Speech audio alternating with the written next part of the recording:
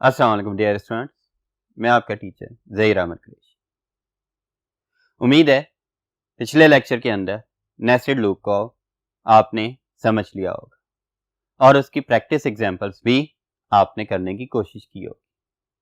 आज के लेक्चर के अंदर हम इसकी मज़ीद प्रोग्राम्स को देखेंगे और उसके अलावा हम एग्जिट फंक्शन को भी डिस्कस करेंगे। बच्चों, नेस्टेड लूप को रिवाइज करवाता चलूं। Basically nested loop with in another loop is called nested loop. इसमें जो इनर लूप होता है उसकी एग्जीक्यूशन डिपेंड करती है आउटर लूप के। जब तक आउटर लूप एंड नहीं होगा, इनर लूप बार बार एग्जीक्यूट होता रहेगा। यही एग्जीक्यूशन हमें हेल्प देती है कि हम ऐसी सिचुएशंस में इसे यूज कर सकें जहां पर हमने बार बार सेम एग्जीक्यूशन को परफॉर्म करना होता है, या इसके अलावा हमने लिस्ट ऑफ वैल्यूज प्रोड्यूस करनी होती है। तो आइए चलते हैं बोर्ड की तरफ और इसकी एग्जांपल्स को डिस्कस करते हैं। तो बच्चों, पहली एग्जांपल है कि program to display following output using nested loop. आप इस तरह की आउटपुट्स देखते हो अपनी बुक के अंदर, एक्सरसाइज के अंदर भी आउटपुट हैं, इससे मिलती जुलती आउटपुट हैं और इसके साथ साथ आपके पास और डिफरेंट टाइप की आउटपुट भी आ जाएंगी। इसकी वैल्यूज चेंज करके दे दी जाती हैं। तो ये तमाम आउटपुट को प्रोड्यूस करने के लिए हमारे पास नेस्टेड लूप यूज होते हैं। सबसे पहले आपसे एक सिंपल सी आउटपुट को डिस्कस करते हैं, फिर इसके बाद मजीद आउटपुट को भी हम अपने प्रोग्राम में देखते रहेंगे। अब देखें ये क्या कह रहा है कि program to display following output using nested loop. बच्चों, आपको पता है कि नेस्टेड लूप फॉर लूप भी हो सकता है, नेस्टेड लूप व्हाइल लूप भी हो सकता है, डू व्हाइल लूप भी हो सकता है, या एक दूसरे का कॉम्बिनेशन भी हो सकते हैं। सो बेटा, इसमें ये आउटपुट को थोड़ा सा अंडरस्टैंड करते हैं और इसके बाद हम कोड की तरफ मूव करेंगे। बेटा, इसमें दो चीजें आ रही हैं। हमारे पास कितनी रोज हैं? 5 रोज आ रही हैं। ये हमारे पास क्या आ रही? रोज आ रही। और कितने कॉलम्स आ रहे हैं? कॉलम्स भी हमारे पास 5 आ रहे। अब बेटा याद रखना है कि एक रो स्टार्ट हुई और इसके अंदर क्या हो रहा है? कॉलम की पोजीशन चेंज हो रही है या कॉलम की वैल्यू चेंज हो रही है। मींस ये कॉलम जो है डिपेंड कर रहे हैं किस पर? रो के ऊपर। अब देखें, कॉलम की वैल्यू 1 हुई, 2 3 4 5, फिर रो चेंज होगी, रो 1 से रो 2 हो गई, तब फिर कॉलम की वैल्यू 1 2 3 4 5, फिर रो की वैल्यू क्या होगी? 3 हो गई, फिर आपके पास कॉलम 1 2 3 4 5। इस तरह करते करते आपके पास अगेन देखें कॉलम्स रिपीट हो रहे हैं और रोज भी चेंज होती जा रही है। बेटा, यही नेस्टेड लूप्स ही आपके नेक्स्ट चैप्टर के अंदर भी यूज होंगे, जिसके अंदर आप एरेज को पढ़ोगे। एरेज के जरिए से टू डायमेंशनल एरेज के जरिए से जब हम वैल्यूज को स्टोर करवाएंगे या उनमें से वैल्यूज को रिट्रीव करेंगे, तब हमें नेस्टेड लूप की ही जरूरत पड़ती है। तो बेटा, आप इसके कोड को डिस्कस करते हैं और इस आउटपुट को प्रोड्यूस करने की कोशिश करते हैं। तो हेडर फाइल्स आ गई, वही जो हम अभी तक प्रोग्राम्स में हेडर फाइल्स यूज करते आ रहे हैं, iostream.h, conio.h, फिर मेन फंक्शन हमने लिख दिया ताकि प्रोग्राम एग्जीक्यूशन स्टार्ट यहीं से होती है। ठीक है, क्योंकि मेन फंक्शन हर प्रोग्राम का हिस्सा होता है। वेरिएबल्स, अब हमने 2 लूप यूज करने। एक लूप किसके लिए? एक लूप के जरिए से मैं रोज को कंट्रोल करूंगा।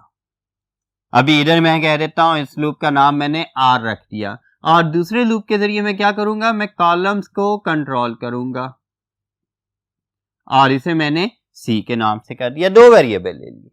आप A एंड B भी ले सकते हैं, आप M एंड N भी यूज कर सकते हो, P एंड Q भी यूज कर सकते हो, N1 N2 भी यूज कर सकते हो। वेरिएबल नेम कोई भी हो सकते हैं। इसके बाद आपके पास क्या आ रहा है?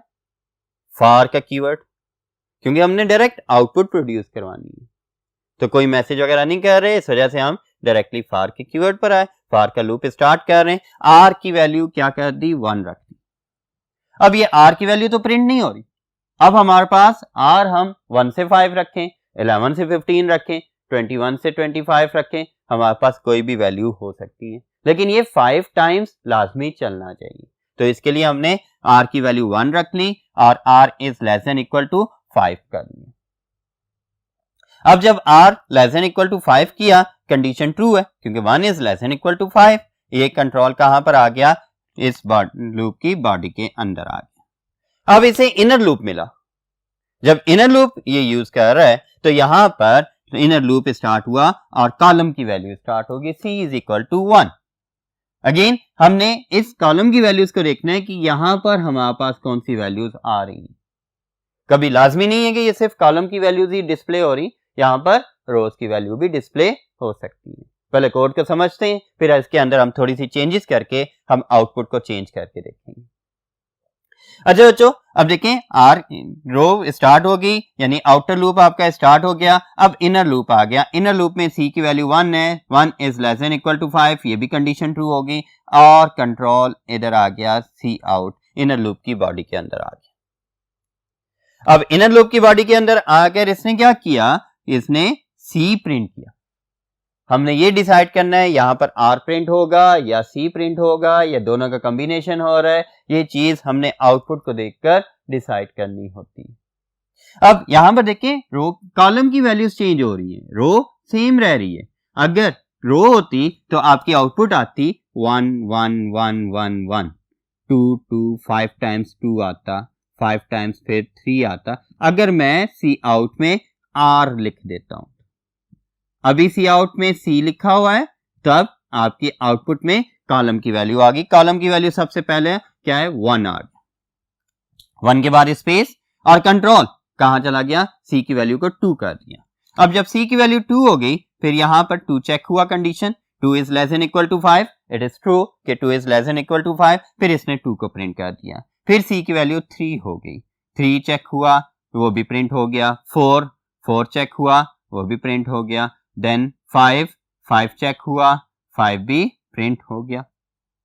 अब 5 के बाद C की वैल्यू क्या होगी? 6 हो गई। अब 6 के ऊपर क्या हुआ? कंडीशन फॉल्स हो गई।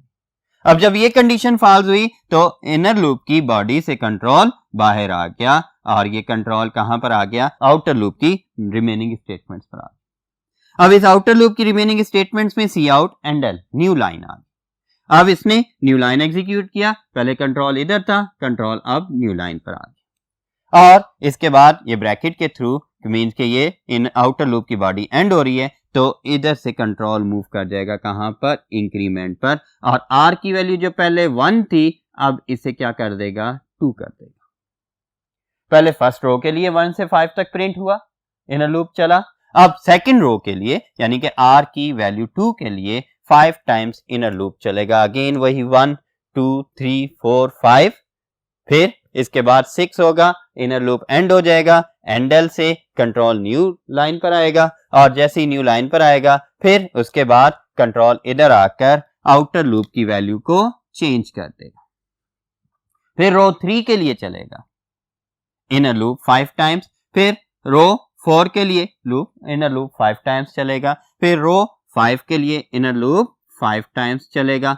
और देन फिर ये प्रिंट करने के बाद आपके पास r की वैल्यू जब 6 होगी तो इधर देखें 6 is less than equal to 5। तो इस तरह से आपका ये कंडीशन फॉल्स करता हुआ कंट्रोल कहां आ जाएगा? गेट ch के ऊपर आ जाएगा और इस गेट ch के थ्रू आपके प्रोग्राम को टर्मिनेट कर देगा। अब बच्चों, अगर मैंने ये वाली आउटपुट लेकर आनी हो तो इस आउटपुट के लिए क्या करूंगा? सिर्फ इस स्टेटमेंट को हम चेंज कर देंगे, सी आउट की स्टेटमेंट को चेंज कर दें, हमारे पास आउटपुट चेंज हो जाएगी। सी की जगह पर आर लिख देंगे 1 1 1 1 1, यानी हर दफा क्या कर रहा है? 5 टाइम्स रो को प्रिंट कर रहे हैं। रो की वैल्यू पहली दफा आर की वैल्यू 1 थी तो 5 टाइम आर की वैल्यू प्रिंट कर रहा है। फिर रो की वैल्यू 2 हो गई तो 5 टाइम 2 मींस के इसकी जगह पर अगर मैं लिख दूं कि जी सी आउट आर \t, तब यही बाकी कोड यही है, लेकिन इस सी की जगह पर आर लिख दिया गया। तब क्या हुआ कि हमारी आउटपुट ये आ गई। और इसी तरह से इसकी इनिशियलाइजेशन या कंडीशन को चेंज करते जाएं तो हमारे पास क्या होता है? आउटपुट चेंज होती जाएगी। ठीक है, तो बच्चों इस प्रोग्राम के जरिए आपको यह समझ आ गई कि हम किस तरह से एक छोटी सी चीज को चेंज कर दें तो हमारी आउटपुट चेंज हो जाती है। नेस्टेड लूप का यूज भी आपको इधर से समझ आ गया होगा। अभी एक और प्रोग्राम हम देखते हैं और वो नेक्स्ट बोर्ड की तरफ मूव करते हैं उसके लिए। ओके बच्चों, अब हम सेकंड एग्जांपल डिस्कस करते हैं और नेस्टेड लूप को देखते हैं कि मजीद हम किस तरह से यूज कर सकते हैं। तो इसके लिए आप देखें, program to display multiplicative tables from 2 to 10 using nested loops.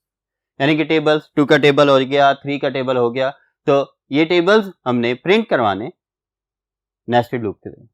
पहले हमने सिर्फ एक टेबल को प्रिंट करवाने के लिए फॉर लूप या व्हाइल लूप यूज किए हैं, उससे सिर्फ एक टेबल प्रिंट हो सकता है एक यूजर इनपुट नंबर का। लेकिन अब हम सीरीज ऑफ टेबल्स प्रिंट करवाना चाह रहे हैं तो उसके लिए हमें नेस्टेड लूप की जरूरत पड़ेगी। इसके अंदर देखें तो आपके पास क्या चीज आ रही है कि हमारे पास हेडर फाइल्स आ गई, वही सेम हेडर फाइल्स आ गई, मेन का फंक्शन आ गया, मेन फंक्शन से हम आगे कंट्रोल को एंटर कर दिया प्रोग्राम की बॉडी के अंदर। यहां पर हम वेरिएबल डिक्लेयर कर रहे हैं, तीन वेरिएबल्स ही हमें चाहिए। कौन सा? एक एन का वेरिएबल जिसके जरिए हम रेंज को डिफाइन करेंगे 2 से 10 तक, और ए 1 से 10 तक चलेगा, 1 2 3 4 5 6 7 8 9 10, और रिजल्ट जिसके थ्रू हम रिजल्ट को प्रिंट करवाएंगे। लूप स्टार्ट करते हैं और लूप स्टार्ट करने के बाद हमने क्या किया, जो रेंज बताई थी 2 से 10 इसे n में रख दिया कि n की वैल्यू स्टार्ट कर दी 2 से और इसे एंड कर रहे कहां पर, 10 पर। सो बच्चों यहां से 2 की वैल्यू आ गई, 2 इज लेस देन 10, और इधर आ गया सी आउट में जो पहला प्रिंट हो जाएगा ये क्या आ जाएगा कि जी टेबल ऑफ 2, और इसके बाद कंट्रोल न्यू लाइन पर चला जाएगा। अब न्यू लाइन के बाद कंट्रोल कहां आ गया, नेस्टेड लूप के अंदर आ गया। ये देखिए ये आउटर लूप की बॉडी आ गई, इसके अंदर ये इनर लूप लिखा हुआ है। अब इनर लूप को हम 1 से 10 टाइम्स तक चलाएंगे। ए की वैल्यू 1 हुई और 1 के बाद कंट्रोल इंटर हो गया, कंडीशन ट्रू थी, कंट्रोल इंटर हो गया लूप की बॉडी में। यहां पर result is equal to n multiply by a. n की वैल्यू क्या है, 2 है, 2 के साथ a की वैल्यू 1 आ गई और इधर 2, और इसके बाद सी आउट की स्टेटमेंट, सी आउट में n इज इक्वल टू 2, फिर मल्टीप्लाई का sign, a is equal to 1, फिर इक्वल टू, और उसके बाद रिजल्ट के बाद देखिए नो एंडल न्यू लाइन पर कंट्रोल चला गया। अब ये एक आइटरेशन कंप्लीट होगी इनर लूप की। इसके बाद ये इनर लूप कंट्रोल मूव कहां पर कर जाएगा, a की वैल्यू इंक्रीमेंट होगी, 1 की बजाय 2 होगी। अब ये 2 इंटू 2 चेक करेगा, फिर 4 आ जाएगा, और इसी तरह से ये 2 multiply by 2 equal to 4 up to ये 2 multiply by 10 is equal to 20 तक चला जाएगा। 1 बाय 1 ये रेपिटेशन होती जाएगी, a की वैल्यू 1 2 3 से लेकर 10 तक आ गई। अब 10 के बाद ये इंक्रीमेंट होकर क्या हो गया, 11 आ गया। अब 11 कंडीशन चेक हुई कि 11 के ऊपर के 11 is less than equal to 10 false होगी, और कंट्रोल इस इनर लूप की बॉडी से बाहर आ गया इधर। यहां पर और कोई स्टेटमेंट नहीं है तो कंट्रोल कहां पर मूव कर गया, डायरेक्टली आउटर लूप पर मूव कर जाएगा, और कंट्रोल यहां से आउटर लूप पर मूव कर गया, और इस आउटर लूप से क्या हुआ, n की वैल्यू 2 की बजाय 3 होगी, n की वैल्यू 3 हुई, 3 is less than equal to 10, और कंट्रोल फिर कंडीशन ट्रू होने पर एंटर हो गया लूप की बॉडी में, जहां पर फिर वो एक मैसेज डिस्प्ले कर देगा टेबल ऑफ 3। अब टेबल ऑफ 3 इसके बाद वो 3 का टेबल प्रिंट करेगा। इन द सेम वे ये table of 4, table of 5, table of 6, table of 7, table of 8, n की वैल्यू 8 होगी, टेबल ऑफ 9, फिर table of 10 is less than equal to 10, इस वजह से टेबल ऑफ 10 भी प्रिंट करेगा, और उसके बाद ये n की वैल्यू 11 करेगा। अच्छा बच्चों इसमें याद रखेंगे ये टेबल एक दूसरे के ऊपर नीचे आते चले जाएंगे, ये साथ साथ प्रिंट नहीं होंगे, बल्कि 2 का टेबल आएगा, फिर उससे नीचे 3 का टेबल, फिर उससे नीचे 4 का टेबल, इस तरह से टिल टेबल ऑफ 10 तक ये चलता जाएगा। और जब n की वैल्यू 11 हो जाएगी तब ये कंडीशन फॉल्स हो जाएगी, और कंट्रोल कहां पर आ जाएगा, n की वैल्यू 11 होने पर कंट्रोल इधर आउटसाइड आ जाएगा, और इसके बाद प्रोग्राम एग्जिट हो जाएगा। बेटा ये देखें सिंपल सा प्रोग्राम था जिसके अंदर पहले हमने एक लूप के थ्रू टेबल प्रिंट करवाया था जो कि सिर्फ एक टेबल प्रिंट होता था। अब नेस्टेड लूप के थ्रू हम मल्टीपल टेबल्स को प्रिंट करवा रहे हैं। एक से ज्यादा टेबल या सीरीज ऑफ टेबल्स या सीरीज ऑफ किसी भी वैल्यू को हम प्रिंट करवा सकते हैं नेस्टेड लूप के थ्रू। इस तरह से बच्चों इन दो एग्जाम्पल से आपको ये समझ आ गई होगी कि हम किस तरह से नेस्टेड लूप को अपनी प्रोग्रामिंग में यूज करते हैं। इसका ज्यादातर इस्तेमाल आप एरेज में करते हैं या स्ट्रिंग्स में करते हैं, जिसके अंदर आप वैल्यूज को इवेलुएट करते हो, उसके ऊपर डिफरेंट ऑपरेशंस परफॉर्म करते हैं। लेकिन उन वैल्यूज को स्टोर करने या रिट्रीव करने के लिए एरेज को यूज किया जाता है। तो बच्चों ये थे आपकी नेस्टेड लूप की एग्जांपल्स। अब हम एक फंक्शन पढ़ते हैं and that is called exit function. उसके लिए हम नेक्स्ट बोर्ड पर मूव करते हैं। जी बच्चों, अब नेक्स्ट हमारा टॉपिक है एग्जिट फंक्शन। अच्छा बच्चों, एक चीज कभी कभार आपने देखा होगा कि कोई एरर आ जाता है आपके कंप्यूटर में और वहां पर सिर्फ ऑप्शन आ रहा होता है कि ओके और कैंसिल। आप कैंसिल करते हैं, वो दोबारा से रनिंग में आ जाता है। अगर जैसे ही ओके करते हो तो वो एप्लीकेशन शट डाउन हो जाती है और कंप्यूटर कंट्रोल आपके कंप्यूटर के पास चला जाता है। यही बात कि हम अपने प्रोग्राम के थ्रू कैसे ऐसी सिचुएशंस को मैनेज कर सकते हैं जिनमें कोई एरर आ जाए। कैसा एरर? कोई रन टाइम एरर आ जाए, कोई फाइल मिसिंग आ जाती है, कोई हार्डवेयर फेलियर आ रहा होता है या कोई सॉफ्टवेयर फेलियर आ रहा होता है। तो ऐसे रन टाइम एरर्स को मैनेज करने के लिए हमारे पास एग्जिट फंक्शन यूज किया जाता है। एग्जिट फंक्शन ये बेसिकली है क्या? ये बेसिकली हमारे प्रोग्राम को टर्मिनेट कर देता है और कंट्रोल को ऑपरेटिंग सिस्टम के हवाले कर देता है। सो इसकी डेफिनेशन देखते हैं। It is used to exit और टर्मिनेट द प्रोसेस एग्जीक्यूशन। ये क्या करता है? एग्जिट करता है या टर्मिनेट करता है प्रोसेस एग्जीक्यूशन को and moves the control to the operating system और move the control to the operating system. Operating system को कंट्रोल मूव कर देता है, यानी आपका प्रोग्राम बिल्कुल बंद हो जाएगा। सो बेटा आउटसाइड द प्रोग्राम ये आपके ऑपरेटिंग सिस्टम को कंट्रोल ट्रांसफर कर देता है। अगेन देखिए, exit function is used to terminate the execution of program and move the control to the operating system outside the program. अच्छा जी, इसके पर्पस भी मैंने आपको बता दिया कि एरर मैनेजमेंट के लिए यूज हो रहा होता है। जब भी हमने अपने प्रोग्राम को नॉर्मल शटडाउन करना हो या एबनॉर्मल शटडाउन करना हो, दोनों केसेस के अंदर हम एग्जिट का फंक्शन यूज कर रहे होते हैं। तो बेटा नेक्स्ट पॉइंट, ये एक फंक्शन है और ये किस हेडर फाइल में डिफाइंड है? stdlib। std stands for standard और lib स्टैंड्स फॉर लाइब्रेरी। ये स्टैंडर्ड लाइब्रेरी की हेडर फाइल में डिफाइंड है। It is used to control errors on run time. MCQ point, important point, आपके प्रोग्राम में run time errors को control करने के लिए एग्जिट फंक्शन यूज किया जाता है। इसका सिंटैक्स देखें। इसके सिंटैक्स के अंदर एग्जिट और एग्जिट के साथ साथ value as a parameter use हो रही है। पैरामीटर ऐसी वैल्यू जो इनपुट की जाती किसी फंक्शन को फॉर इट्स प्रोसेसिंग। ठीक है, तो बेटा ये हमारे पास आ जाता है एग्जिट। सिंपल एग्जिट नहीं एग्जीक्यूट होगा, जबकि एग्जिट के साथ साथ हम कोई वैल्यू देंगे और ये वैल्यू क्या होगी? ये वैल्यू या तो 0 होगी या फिर 1 होगी। अब इसे डिस्क्राइब करते हैं कि किस तरह से। Where value is a positive integer either 0 और 1। अब ये वैल्यू 0 या 1 है। अगर तो 0 है इंडिकेट्स द नॉर्मल एग्जिट या टर्मिनेशन ऑफ प्रोग्राम। और इसका कोड किस तरह लिखा जाता है? एग्जिट 0। फॉर एग्जाम्पल, आप प्रॉपरली अपने कंप्यूटर को शट डाउन करते हैं या आप अपने प्रोग्राम को प्रॉपरली क्लोज करते हैं, तब उसके बैक के ऊपर कौन सा कोड लिखा हुआ है? एग्जिट 0। मींस ये normal termination of the program के लिए यूज हो रहा होता है। कोई एरर आ गया, तब उसके लिए हम क्या करते हैं, और उसके लिए हमारे पास कोड, बैकएंड पे कोड कौन सा लिखा होता है, exit1, ताकि वो एक फाइल की वजह से बाकी डाटा या बाकी फाइल्स वगैरह करप्ट या मिस ना हो। इस वजह से उसे टर्मिनेट कर दिया जाता है और कंट्रोल को ऑपरेटिंग सिस्टम को हवाले कर दिया जाता है। तो बेटा 1 जब आएगा, या 1 हम कब यूज करेंगे एग्जिट के साथ, जब इंडिकेट्स एबनॉर्मल या forced exit termination of program, जब हम फोर्सफुली किसी प्रोग्राम को टर्मिनेट करना चाह रहे हैं, तब हम एग्जिट के फंक्शन को यूज करेंगे विद व्हाट, पैरामीटर विद 1।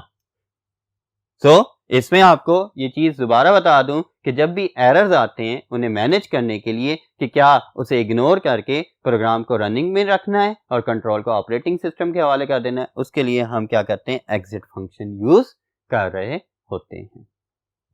सो बच्चों इसके अंदर 2 वैल्यूज आती हैं, 0 एंड 1। 0 से नॉर्मल टर्मिनेशन होती है एंड 1 से एबनॉर्मल टर्मिनेशन होती है।